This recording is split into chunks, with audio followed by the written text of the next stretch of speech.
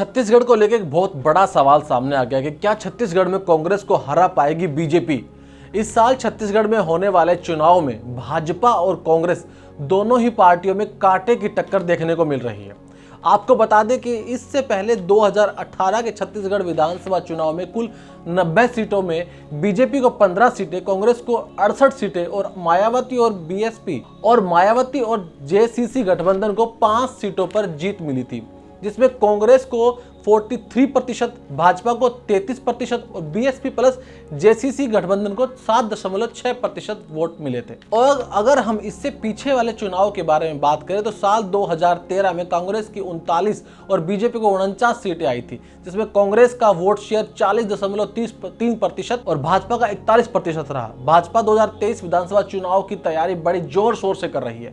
इसके चलते बीजेपी ने 17 अगस्त को 21 विधायकों की पहली लिस्ट भी जारी कर दी। पार्टी ने सूची के 21 विधायकों में से 3 सामान्य श्रेणी, 8 ओबीसी, 9 एसटी और 1 एससी जाति के लिए निकाली है, जिसमें से भूपेश बघेल के खिलाफ उनके भतीजे विजय बघेल को उतारा है। छत्तीसगढ़ के सीएम भूपेश बघेल और उनके भतीजे विजय बघेल के बीच अब तक 3 बार विधानसभा की सीटों को लेकर जंग हो चुकी है, जिसमें चाचा ने 2 बार तो भतीजे ने 1 बार बाजी मारी है।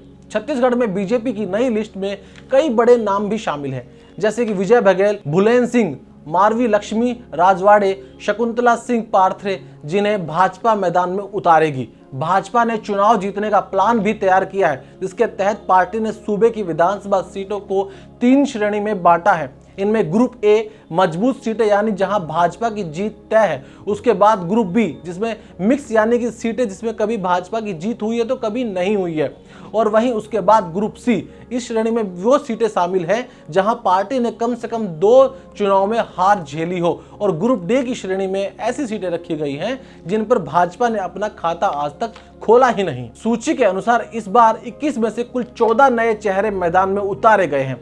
भाजपा को इस बार के विधानसभा चुनाव में काफी चुनौतियों का सामना करना पड़ेगा, जैसे कि इस बार मैदान में आम आदमी पार्टी भी छत्तीसगढ़ के अंदर दिखाई दी है, और क्या वो जनता के सामने विकल्प के तौर पर सामने आएगी और बीजेपी और कांग्रेस के वोट बैंक पर असर डाल सकती है। रायपुर में एक रैली के दौरान आम आदमी पार्टी ने जनता को 10 गारंटियां भी दी हैं। फिलहाल भाजपा किसी आदिवासी या गैर आदिवासी को मुख्यमंत्री बनाएगी, यह पूरी तरह से स्पष्ट नहीं है।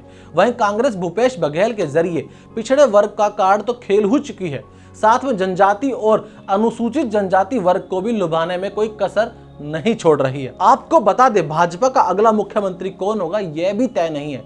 इसी का नतीजा है कि पार्टी के दिग्गज नेता जमीन पर उतरकर सक्रिय नजर आ रहे हैं, और वहीं दूसरी ओर राज्य के मुख्यमंत्री भूपेश बघेल लगातार हर वर्ग के लिए न केवल योजनाओं की घोषणा कर रहे हैं, बल्कि उन्हें अमली जामा भी पहना रहे हैं। कांग्रेस के सत्ता में आने के बाद किसान कर्ज माफी, ग्रामीण अर्थव्यवस्था को मजबूत करने की मुहिम, अब चुनावी साल में बेरोजगारी भत्ता देने के ऐलान कर अपनी स्थिति को और मजबूत करने की दिशा में कदम बढ़ा रहे हैं। अब देखना यह होगा कि छत्तीसगढ़ 2023 के विधानसभा चुनाव में आखिर बाजी कौन मारेगा।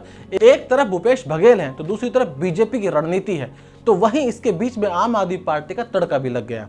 अब समझना यह होगा कि क्या आम आदमी पार्टी गुजरात की तरह कांग्रेस को यहां नुकसान पहुंचा पाएगी, या फिर यह दाव उल्टा पड़ जाएगा और इसके अंदर बीजेपी को नुकसान हो सकता है। क्योंकि इस वक्त अगर देखा जाए तो छत्तीसगढ़ में कांग्रेस बहुत ही मजबूती से अपने चुनावी मैदान को तैयार कर रही है, और भूपेश बघेल वहां पर एक प्रमुख चेहरा भी जनता के बीच में लोकप्रियता के साथ सामने आए हैं। वहीं बीजेपी इस वक्त किसी चेहरे के ना होने के कारण थोड़ी सी स्ट्रगल करती दिखाई दे रही है। आपको क्या लगता है, छत्तीसगढ़ में इस बार किसकी सरकार बनेगी, बीजेपी या कांग्रेस, या फिर आम आदमी पार्टी यहां बीच में कोई नया पेच लगा देगी? देखते रहिए मेरे साथ और दीजिए कमेंट बॉक्स में अपनी राय। धन्यवाद।